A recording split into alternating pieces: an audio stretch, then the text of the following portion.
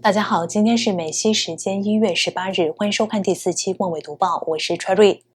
习近平在去年20大上获得第3届任期，而且中共中央政治局常委也被他的亲信们所把持着。外界关注要把统一台湾当作自己政治遗产的习近平，在权力不遭遇任何制衡的情况下，或许会攻打台湾。不过，有分析认为，受经济及俄乌战争的影响下，中共并不想在台湾问题上纠缠，入侵台湾不再是习近平的当务之急。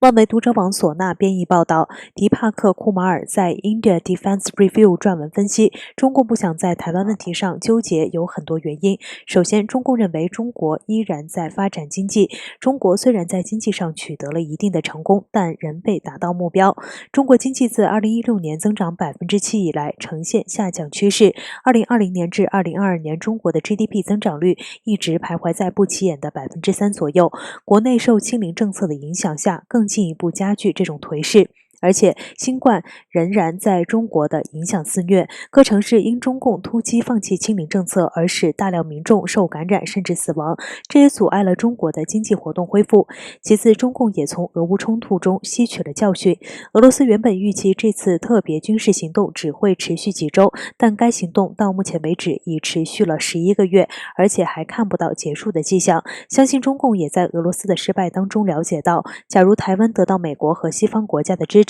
台湾必将如同乌克兰一样有足够能力抵御入侵。加上长期的军事行动不仅会对中国产生重大经济影响，而且还可能在新疆、内蒙古和西藏等省份激起内部异议和叛乱。同时，中国可以看到整个西方世界如何支持乌克兰，如何在欧洲依赖俄罗斯能源供应的情况下几乎一致对俄罗斯实施制裁，如何在为其带来极大不便的情况下计划实现能源来源多元化。一系列制裁使俄罗斯与国际经济体系隔绝，然而中国如果与国际经济脱钩，将对中国产生毁灭性影响，其影响远大于俄罗斯，对中国的冲击将会难以想象。文章最后认为，虽然统一台湾依然是中共的愿望，这也可能是习近平卸任前的其中一个目标，但根据目前的地缘政治、经济和地缘战略环境，这对习近平想要实现这一目标绝对是阻碍大于激励，而且这个统一梦也不太能引起普遍中国人的共鸣，因此中共的领导层并没有实质的逼切性去实现这一个目标。习近平也肯定明白，在当前的地缘政治逆风下，中共贸然入侵台湾必定不会得到任何好处，反而会损失惨重。中共地方政府债务日益严重，最新数据显示，2022年地方政府为了维持清零和常态化核酸检测等，更令支出大幅增加，大范围的生产停滞，房地产等支柱行业持续下滑，使多省地方政府入不敷出，债台高筑，面临崩溃边缘。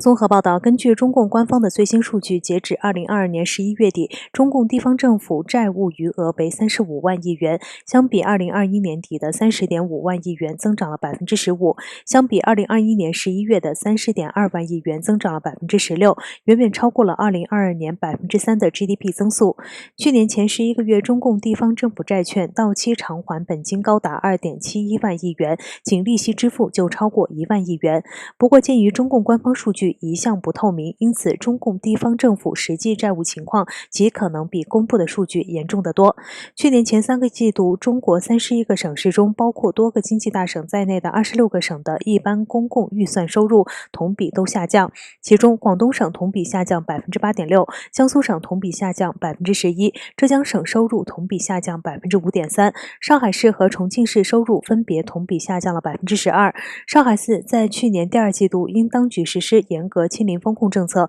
当时绝大部分企业生产经营都受到影响，导致去年上半年的财政收入同比大减了20%。而与此同时，一轮又一轮的全员核酸检测支出暴增，在北京市去年前11个月的一般公共预算收入累计财政赤字1202亿元，其中为实施防控以及常态化核酸检测，卫生费用支出同比增长了20%。去年前8个月，浙江省的财政赤字为1625亿元，该省的卫生健康支出同比增长了40%。2022年全年，广东省全年一般公共预算支出高达1.85万亿元，财政赤字5200亿元。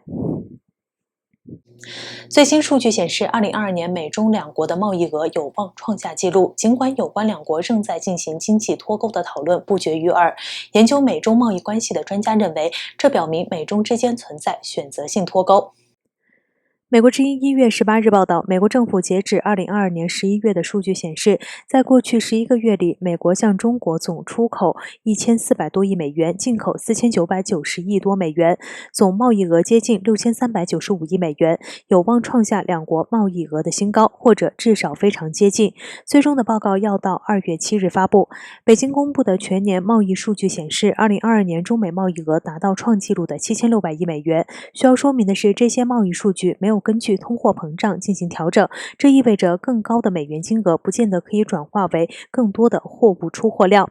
华盛顿智库布鲁金斯学会约翰桑顿中国中心的高级研究员杜大伟认为，这些数据意味着美中之间的贸易战只影响了一些产品。杜大伟说，美国对半导体和电信设备的进口较2018年高位大幅下降，但许多其他产品的进口都增加了。从中国的进口总额在2022年创下新高。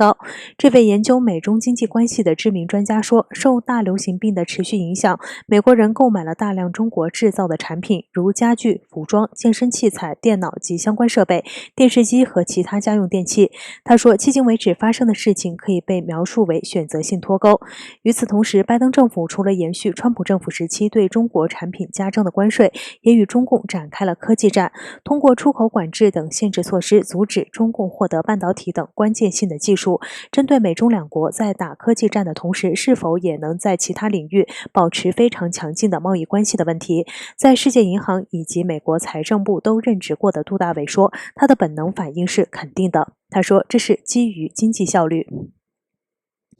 2022年迈入2023年的跨年之际，中国各地发生民众公开冲破政府燃放烟花禁令的抗争事件，与2个月前的白纸革命成为逼使中共放开防疫类似烟花革命，似乎也让地方政府不同程度地放松了禁令。中国郑州1月17日发布通告，允许民众在指定区域燃放烟花爆竹。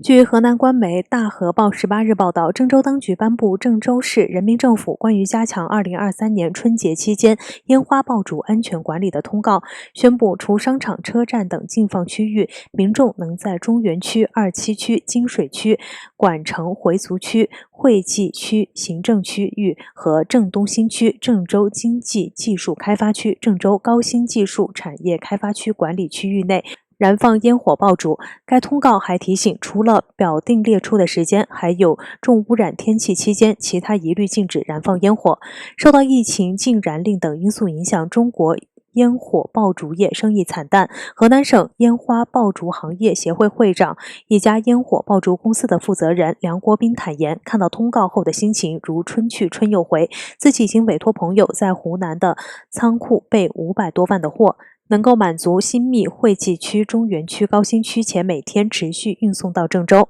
网传在中国买烟火需要排队，中国烟火爆竹协会会长钟自奇未否认，并分析，一方面疫情过后大家需要释放一种这个心理，都想放烟花，购买就大了。另一方面，原来很多禁放的地方开禁或限放烟花爆竹，这些购买量相当于临时增加的销量。中共今年放宽防疫政策，钟自奇指出，先前因为严格的清零政策导致人口流动小，影响烟火爆竹的销售，有些经销商按照先前的情况备货，造成解封后货源紧绷。为了应对市场变化，中国烟火爆竹协会已组织工人加大生产，并透过机械化运作模式提升产能。而对于开放烟火的消息，中国网友纷纷回应，年味儿回来了，我支持，本来以前过年放炮就是驱赶年兽，也是赶走那些不好的事情，这几年不让放炮，人没有人味儿，节没有节味儿。不过也有人直言，很多人阳了，嗓子本身就不舒服，别污染空气了。